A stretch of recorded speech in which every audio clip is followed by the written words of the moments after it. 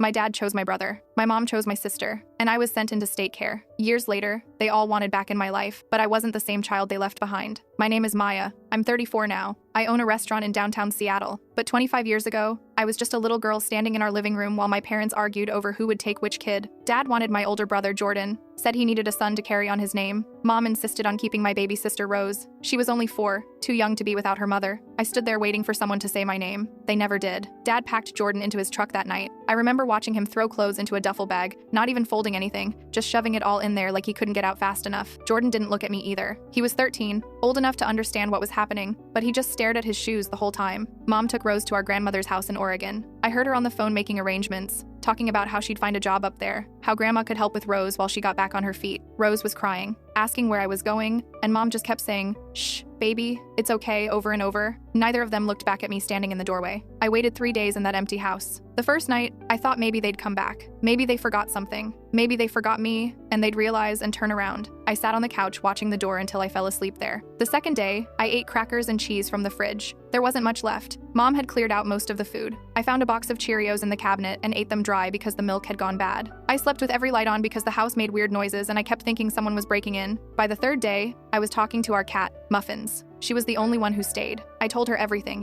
how scared I was, how I didn't understand why nobody wanted me. She just purred and rubbed against my legs. Mrs. Coleman next door finally noticed. She found me crying in the backyard, talking to Muffins because I had no one else. I remember her face when she asked where my parents were. I told her they left. She asked when they were coming back. I said I don't think they are. The social worker came that afternoon. She had kind eyes, but I could see the pity. I learned to hate that look real quick. I bounced through 7 foster homes in 10 years. Some were okay, most weren't. The Hendersons locked the pantry at night because their biological son had a eating problem and they didn't want to tempt him. I was 9 years old and I learned to hide granola bars under my mattress. I'd wake up at 2 a.m. and eat them slowly in the dark, trying not to make noise with the wrapper. I got caught once and Mr. Henderson yelled at me for 20 minutes about respect and rules. I cried myself to sleep that night, clutching my stomach. Mrs. Burke told me I was too ugly to ever be adopted. I was 11. She said it casually, like she was commenting on the weather, while I was helping her fold laundry. "You're lucky you ended up here, Maya. With that face and that attitude, no one's lining up to take you home." I looked at myself in the mirror for hours that night, trying to figure out what was so wrong with me. The Carters only wanted the monthly check. They bought a new TV the same week they told me I couldn't have seconds at dinner. I was 12 and growing,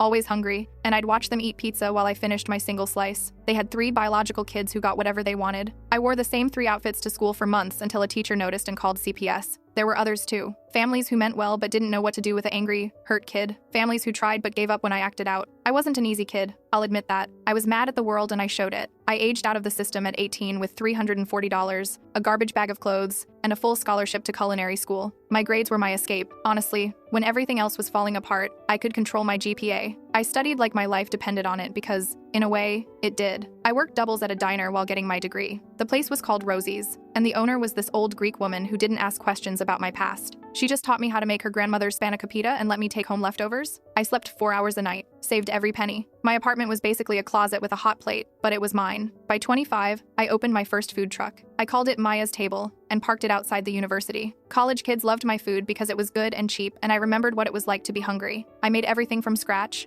worked 16-hour days, and slowly built a reputation. By 30, I had my restaurant, an actual brick-and-mortar place with my name on the window. I almost cried the day the sign went up. It had been 12 years since I aged out of foster care, and I'd done it. I'd actually done it. Last year, Seattle Magazine named it one of the top 10 new restaurants in the city. There was a full-page photo of me in the kitchen, wearing my chef's coat, holding a plate of my signature dish. I was smiling in the photo, a real smile, because for the first time in my life, I felt like I'd made something that couldn't be taken away from me. That's when they found me. Jordan messaged first through Facebook. The message just said, "Maya, is this you?" with a friend request attached. I stared at it for 3 days before accepting. Then he sent a longer message, said he'd been looking for me for years, tried different search terms, finally found my restaurant's page and recognized my face from the article. Said Dad was sick, prostate cancer, stage 4, maybe a year left, maybe less. Then Mom called. I don't even know how she got my number, but there it was on my caller ID. Mom. I hadn't saved her number, but I knew. I let it ring the first time, and the second. On the third call, I answered. She was crying before I even said hello. "Maya, baby, it's Mom." Like I didn't know. Like I hadn't spent 15 years wondering if she ever thought about me. She said she never stopped loving me. Said she thought about me every day. Said she tried to find me, but the state wouldn't tell her anything because she'd voluntarily given up her rights. I wanted to call bullshit on that. If she'd really wanted to find me, she would have, but I just listened. Rose sent a letter to the restaurant. It arrived in a cream-colored envelope with actual stamps, like she'd put thought into it. The handwriting was neat, careful. She said she always wondered about her other sister, the one no one talked about. Said she found my name on some old paperwork at mom's house and it took her months to work up the courage to reach out. Said she was sorry. Said she wished things had been different. They wanted a reunion. All of us together at Dad's house in Montana. One big happy family like the last 25 years never happened. I said no. Jordan pushed back hard. Called me. Sent more messages. Said Dad wanted to apologize before he died. Said I was being selfish for holding a grudge. Said family is family no matter what. Selfish. That word made me laugh out loud. I was selfish for not rushing to comfort the people who left me to become a ward of the state. I was selfish for building a life without them. I was selfish for not immediately forgiving 2 decades of abandonment because one of them was dying. I thought about it for 2 weeks. Talked it over with my therapist, someone I'd been seeing since my late 20s when I finally had insurance that covered it. She didn't tell me what to do, just asked me what I wanted. And what I wanted was closure. Not the kind they were offering, but real closure. On my terms. I agreed to meet them, but not at Dad's house. At my restaurant, on my ground, where I was successful and confident, and where they could see exactly what I'd become without them. They flew in on a Tuesday. I arranged it on a day we were closed to the public, told my staff I needed the space for a private event. Didn't tell them it was my family because honestly, I didn't think of them that way anymore. I watched them walk through the door from my office window. Dad was thin now, gray hair where it used to be dark brown. He walked with a cane, moved slowly, like every step hurt. Mom clutched her purse like armor, like it could protect her from this conversation. She'd put on weight, looked older than her 53 years. Jordan looked uncomfortable in a button-down shirt that didn't quite fit right. He'd gotten tall, filled out. He looked like Dad used to look. Rose kept staring at me like I was a ghost. She was pretty, put together in a way I'd never managed to be. Designer jeans, perfect makeup. She looked like Mom. We sat at my best table, the one by the window overlooking the street. I'd set it myself that morning with the nice linens and the good silverware. Made it look professional, distant. Dad cleared his throat. His voice was rougher than I remembered, scratchy from the cancer or the treatments or both. Maya, we made mistakes. We were young, broke, scared. We didn't know what to do. I nodded, didn't say anything. Let him keep talking. Your mother and I, we were drowning. The divorce was ugly and we were both in bad places. We thought we were doing what was best. We thought the state would find you a good home, a better home than what we could give you. Mom was crying silently, tears running down her face, smudging her mascara. Jordan shifted in his seat. We didn't forget about you, Maya. Dad talked about you sometimes, wondered how you were doing, but never enough to actually find out,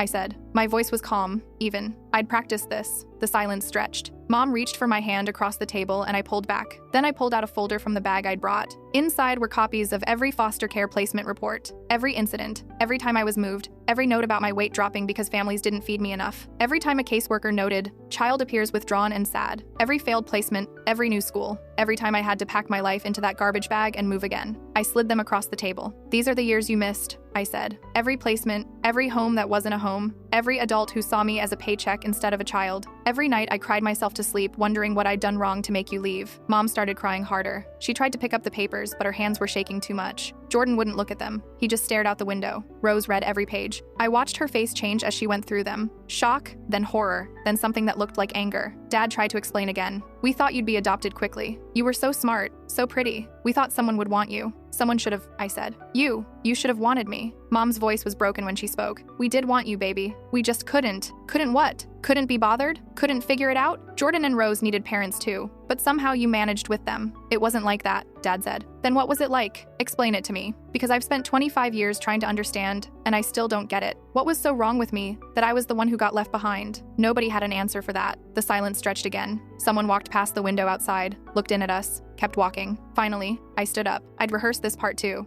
I forgive you, I said. Not because you deserve it, but because carrying anger is exhausting and I have a business to run. I've built a good life. I'm successful. I'm happy most days. And I did it all without you. I handed each of them a menu from the stack I'd brought. Dinner's on me. Order whatever you want. Consider it the last thing I'll ever give you. I started to walk away, toward the kitchen. I was done. I'd said what I needed to say. But Rose wouldn't stop staring at me. Wait, she said. Please wait. After they left, after Dad and Mom and Jordan got in their rental car and drove away, Rose stayed behind. Said she needed to talk. Said there was something I needed to know. We sat at the bar. I poured us both whiskey. The good stuff I keep for after rough services. She drank it fast, like she needed the courage. Then she told me the truth. Mom didn't just take her to Grandma's. That was true for about 6 months. But then Mom met someone new. Some guy named Phil, who had money and a house and wanted a fresh start. They moved to California when Rose was 5, and 2 years after that, Mom had another baby, another girl, my replacement. Rose showed me photos on her phone. Birthday parties with pink balloons and a sheet cake from the grocery store. Middle school graduation with Mom beaming in the front row. High school prom with Mom helping her into a blue dress. College acceptance letters pinned to a refrigerator with alphabet magnets. That girl never knew I existed. Mom had erased me completely. Rose's hands were shaking as she scrolled through the photos. Her name is Claire. She's 23 now, getting married next month to some guy she met at USC. I stared at the photos. Claire looked like me. Same nose, same chin, same dark hair. We could have been twins if you didn't know better. Does she know? I asked. About me? Rose shook her head. Mom never told her. As far as Claire knows, she has one sister. Me. That's it. And Jordan? Jordan knows. He's known for years. He met Claire when she was 10, but he never said anything because Mom asked him not to. Said it would just confuse things. I drank my whiskey. Poured another. There's more, Rose said. She looked sick. Mom wants you to cater the wedding. I laughed. She called me last week. Said she saw your restaurant got great reviews and thought it would be perfect for Claire's wedding. Said maybe it could be like a peace offering. A way to reconnect. Did she mention that I'm Claire's sister? No. She said you're a family friend. I poured more whiskey for both of us. So let me get this straight, I said. Mom wants me to cater my replacement's wedding and pretend I'm just some random chef, smile and make small talk and serve cake to people, while my own mother introduces me as a friend? Rose nodded. We sat there in silence for a minute. Then something shifted in my head. An idea, dark and vengeful and probably stupid, but I couldn't let it go. Tell her I'll do it, I said. Rose looked at me like I'd lost my mind. What? Tell Mom I'll cater it, but only if she tells Claire the truth first. Tells her that I existed, that she had a sister she threw away. Rose's eyes went wide. Maya,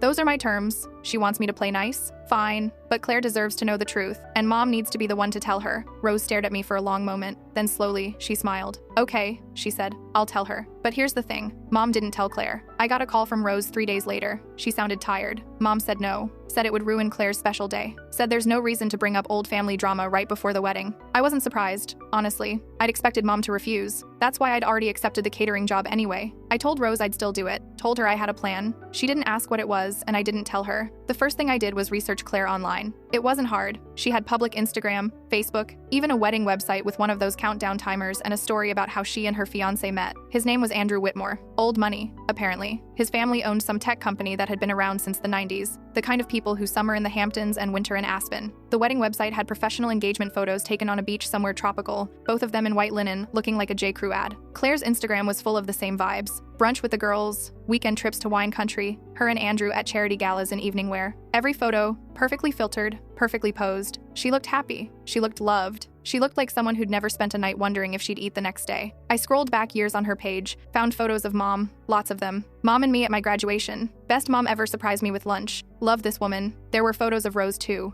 tagged as her sister. The two of them on vacation, at concerts, just hanging out. I wasn't in a single one. I took screenshots of everything, saved them all in a folder on my laptop labeled Wedding. Then I contacted the wedding planner. Her name was Jessica, and she answered on the second ring, all professional enthusiasm. Maya, so wonderful to hear from you. I'm so excited you're catering Claire's big day. I pretended I was calling to finalize menu details, asked about dietary restrictions, service timeline, the usual stuff. But what I really wanted was information. Guest count, seating arrangements, who was important. Jessica was chatty, probably relieved to work with a vendor who actually seemed organized. She told me there'd be 200 guests. Mix of Andrew's family and business associates, plus Claire's side. She sent me the seating chart, said Mom had been very specific about placement. I studied that chart for hours. Mom was at the head table with Claire, Andrew, and Andrew's parents. Rose was at table 2 with other family. Jordan was there too with his wife and kids I'd never met. I noticed something else. On all the materials Jessica sent, the programs, the place cards, the wedding website copy, there was a section about family. It listed Andrew's parents and his sister, and it listed Claire's mother and her older sister Rose. That was it. According to this wedding, Mom had 2 daughters. Just 2.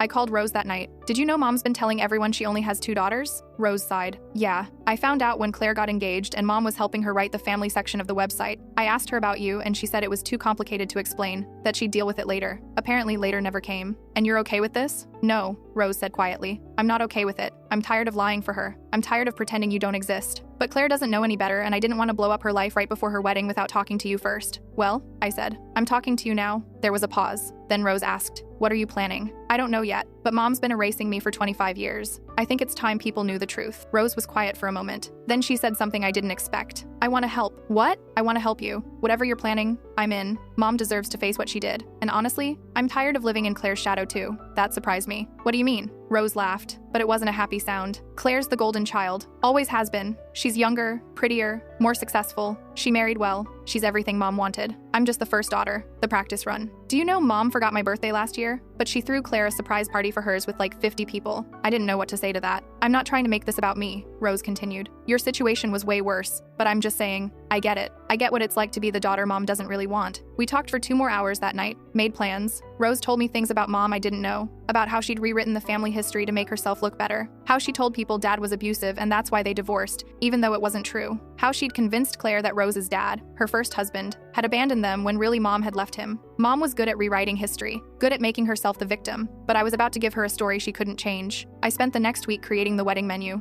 On the surface, it looked normal, expensive, elegant, exactly what you'd expect for a wedding at a vineyard in Napa. But each dish had a name, and each name meant something. The first course was 9 years old, a butternut squash soup, creamy and rich, because that's what Mrs. Henderson made the night she locked the pantry and I went to bed hungry. The second course was 11 years old, a bitter green salad with vinaigrette, because that's when Mrs. Burke told me I was too ugly to be adopted, and I learned what bitter really meant. The main course was aged out, a perfectly cooked steak with roasted vegetables, because when I turned 18 and got that $340, I bought myself a steak dinner and ate it alone in my closet apartment, and it was the best meal I'd ever had. Dessert was 25 years, a layered cake with dark chocolate, because that's how old I was when I opened my restaurant and finally felt like I'd made it. Each menu card would have the dish name and a small description. Not the real story, not yet, just the name and the food. But people would see those numbers. They'd wonder, and when they asked, I'd be ready to tell them. 2 weeks before the wedding, I showed up unannounced at Mom's house with contracts to sign. I'd called ahead, sort of, left a voicemail saying I needed her signature on the catering agreement and insurance paperwork, said I'd drop by around 2. She lived in a nice neighborhood in Sacramento now, one of those places with actual lawns and 2 car garages. The house was white, with blue shutters, flowers in the front yard. A little sign by the door said, "The Morrison family," with a painted picture of a mom, dad, and 2 daughters holding hands. I stared at that sign for a solid minute before ringing the doorbell. Mom answered, looking flustered. She was in yoga pants and an oversized sweater, hair in a messy bun. She'd been expecting me but clearly wasn't ready. "Maya,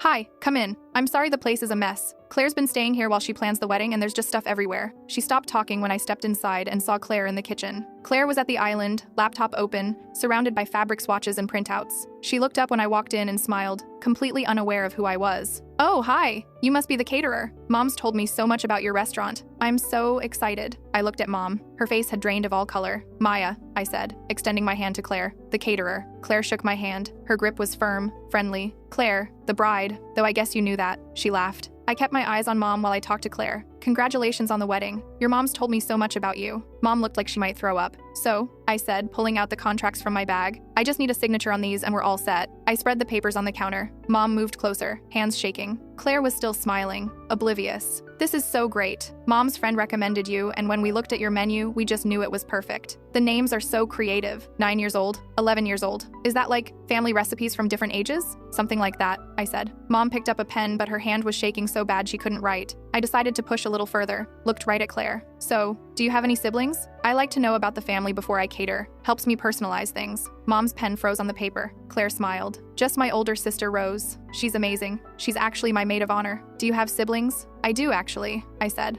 "A brother and 2 sisters." Mom made a small noise, like a whimper. Claire didn't notice. "That's nice. Big families are the best." I let that sit there for a second. Then I pulled an envelope out of my bag, sealed, cream-colored, with Claire's name written on it in my handwriting. "Here," I said, handing it to her. "Some information about the menu, dietary accommodations, that sort of thing. Read it the night before the wedding so it's fresh in your mind." Claire took it, turned it over. "The night before? Not now?" "Trust me," I said. "Night before is better. Day of the wedding is too crazy." "Okay," Claire said, slipping it into her purse on the counter. "Thanks." Mom lunged for it. Actually lunged, like she was going to grab it out of Claire's purse. "Actually, honey, why don't you let me look at that? I can go over the details with you." Claire laughed, pulling her purse away. "Mom, relax. I've got it. You've done enough already." She looked at me. "My mom's been amazing through this whole process, but I swear she's more stressed than I am." "Weddings are stressful," I said. I turned to Mom. "Right?" Mom finally managed to sign the contract. Her signature was shaky, barely legible. I gathered the papers, put them back in my bag. "Great. See you at the wedding, Claire. I think it's going to be a day no one forgets." Mom walked me to the door, grabbed my arm when we were out of Claire's earshot. "What did you put in that envelope?" she hissed. "Read it and find out," I said. "Oh wait, you can't. It's for Claire." "Maya, please. You had your chance to tell her the truth. You chose not to. So now she gets to find out her own way." I pulled my arm free and walked to my car. Didn't look back. The night before the wedding, my phone rang at 1 p.m. It was Rose. "She knows," Rose said. She sounded out of breath. "Claire knows." She called me crying, asking if it's true, asking if she has another sister, asking why no one told her. "What did you tell her?" "The truth. Everything. I told her about you, about the divorce, about Mom leaving you in foster care. I told her about the homes you went through, the things that happened to you. I told her you've been trying to meet her, and Mom refused." "How is she?" "Pissed. Confused. She's been calling Mom for the past hour, but Mom's not answering. I think she blocked her number." "And the wedding?" Rose paused. "I don't know." She didn't say. "But Maya, she wants to meet you. Like, now. Tonight. Can you come to her hotel?" I looked at the clock. It was late. I had to be at the venue at 6 a.m. to start prep. "Yeah," I said. "I can come. Claire was staying at the Fairmont. Rose gave me the room number, and when I got there, Claire answered the door in sweatpants and a t-shirt, eyes red from crying. The fancy bride from Instagram was gone. This was just a girl who'd found out her life was a lie. She let me in without saying anything. The room was a mess. Her wedding dress hung in the corner, still in its bag. Bridesmaid dresses scattered on the chairs. Papers everywhere. The envelope I'd given her was on the bed, torn open. The contents spread out. Childhood photos of me, Jordan, and Rose together. My foster care documents. And a note that said, "Ask your mother about her first daughter." Claire stared at me. "You look like me." "I know. Why didn't you tell me at Mom's house?" I sat down on the edge of the bed. "Because I wanted your mother to tell you first." I gave her the chance. Multiple chances. She chose not to take them. Claire sat next to me. "Rose told me everything. About what Mom did to you. About the foster homes." Her voice cracked. "I'm so sorry." "It's not your fault." "I know, but..." She wiped her eyes. "My whole life is a lie. Everything Mom told me about our family, about being so close, about how we're all she has. And the whole time you existed and she just, what, pretended you didn't? Pretty much." "That's insane. That's actually insane." Claire stood up, started pacing. "And she wanted you to cater my wedding? Like you're just some random chef? What the hell is wrong with her?" I didn't have an answer for that. Claire stopped pacing, looked at me. "Do you hate me?" "No, you didn't do anything wrong. But I got the life you should have had. I got a mom who was there, who cared. I got birthday parties and graduations and all the normal stuff. And you got..." She gestured at the papers on the bed. "You got what you got," I said. "None of that is your fault. Mom made her choices. You were just a kid." Claire sat back down. We were quiet for a minute. Then she said, "I want you at the wedding. I'll be there. I'm catering it." "No." She looked at me. "Not as the caterer. As a guest. As my sister." I stared at her. "Claire, I'm serious. Rose is my maid of honor. You should be there too. Standing with us. I don't care what Mom thinks. Your wedding's tomorrow. It's all planned out. So we change it. It's my wedding. I can do what I want." I could see she meant it. "What about Andrew? His family?" "Andrew will be fine. He's always telling me I need to stand up to my mom more. This definitely counts." She grabbed my hand. "Please, I just found out I have another sister. I want her at my wedding." I thought about saying no. Thought about just showing up, doing my job, and leaving. It would be simpler. But then I looked at Claire. Really, looked at her. And I saw someone who was trying to do the right thing. Someone who could have just pretended she never opened that envelope, never called Rose, never acknowledged any of this. But she didn't. "Okay," I said. "I'll be there." Claire hugged me. I wasn't expecting it, and I froze for a second before hugging her back. "Thank you," she whispered. We spent another hour talking. She asked questions about my life, about the restaurant, about what I'd been doing for the past 25 years. I asked her about Andrew, about school, about normal stuff. Around 1 a.m., she brought up something else. "I'm going to tell everyone," she said, at the reception, during my speech. "You don't have to do that." "Yeah, I do. Mom's been lying to everyone. Her friends, her family, Andrew's family. They all think she's this amazing single mom who did her best. They need to know the truth." "Claire, think about this. It's your wedding day. You really want to spend it dealing with drama?" She nodded. "I want to spend it being honest. And I want people to know about you. You're my sister. Why should that be a secret?" I couldn't argue with that. Wedding day arrived, and I showed up at the venue at 6 a.m. like planned. It was this beautiful winery in Napa, rolling hills and vineyards everywhere. The weather was perfect, sunny but not too hot. My staff was already there unloading trucks, setting up the kitchen. I put on my chef's coat and got to work. Even though I wasn't just the caterer anymore, I still had a job to do. Around noon, Claire showed up. She was in her robe, hair in curlers, makeup half done. She found me in the kitchen and asked to talk. We stepped outside, away from the chaos. "I'm nervous," she said. "About the wedding or the speech?" "Both. Mostly the speech." She looked at me. "What if everyone hates me? What if Andrew's family thinks I'm crazy? Then they're not the right people," I said. "But honestly, I think most people will understand. What your mom did, what she's still doing, it's wrong. People need to know." Claire nodded, took a deep breath. Okay, I'm doing this. You're doing this." She hugged me again. "I'm glad you're here." The ceremony was at 4 p.m. I watched from the back, still in my chef's coat because I had food to check on. Claire looked beautiful in her dress. Andrew couldn't stop smiling. Rose was crying happy tears as maid of honor. Mom was in the front row wearing a lavender dress and a fake smile. She kept glancing back at me like she couldn't believe I was actually there. Jordan was a few rows behind her with his wife and 2 kids. He saw me and gave a small nod. I didn't nod back. The ceremony was nice. Traditional vows, couple readings, lots of tears. When the officiant said,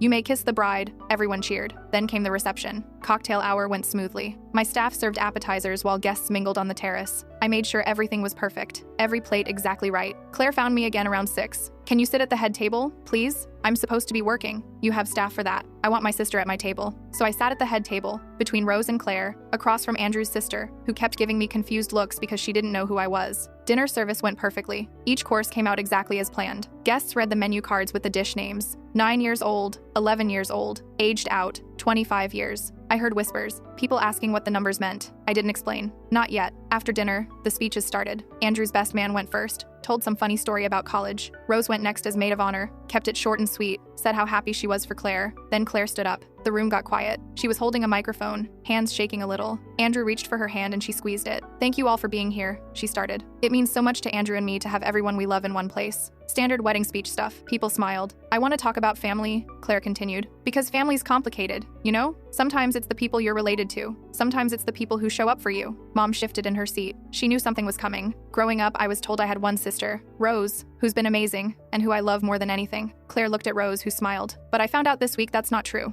The room got quieter. "I have two sisters, Rose and Maya," Claire gestured to me. "Maya's sitting right here. She's also the chef who made this incredible meal tonight." People turned to look at me. I kept my face neutral. "Maya is my oldest sister, my mom's first daughter, and I didn't know she existed until 3 days ago." You could hear a pin drop. "See, when my mom and dad divorced, they split up the kids. Dad took my brother Jordan." She pointed at Jordan, who looked like he wanted to disappear. "Mom took Rose. And Maya, she was sent to foster care." Mom stood up. "Claire, honey, this isn't the time." "Sit down, Mom," Claire said. Her voice was firm. "I'm not done." Mom sat. Her face was pale. "Maya spent 10 years in the foster care system," Claire continued. 7 different homes. Some were bad, some were really bad. And the whole time, our mother, the woman sitting right there, told everyone she only had 2 daughters. She erased Maya completely. Andrew's mother gasped. Other people were whispering now. Maya put herself through culinary school, opened a restaurant, became successful, and when she finally reconnected with our family, Mom asked her to cater this wedding. But she didn't tell Mom that Maya was her daughter. She told people Maya was a friend. Claire's voice cracked a little. "I found out the truth because Maya left me an envelope with photos and documents proving she existed. Because our mother refused to tell me herself." Mom tried to stand again, but Dad, who was sitting next to her, put his hand on her arm, held her there. "So I wanted to introduce everyone to Maya," Claire said. "My oldest sister, who our mother abandoned to foster care and never told me about. Who I should have grown up knowing. Who should have been at every family dinner and every holiday and every birthday party." The room was completely silent now, except for some people crying. "Maya,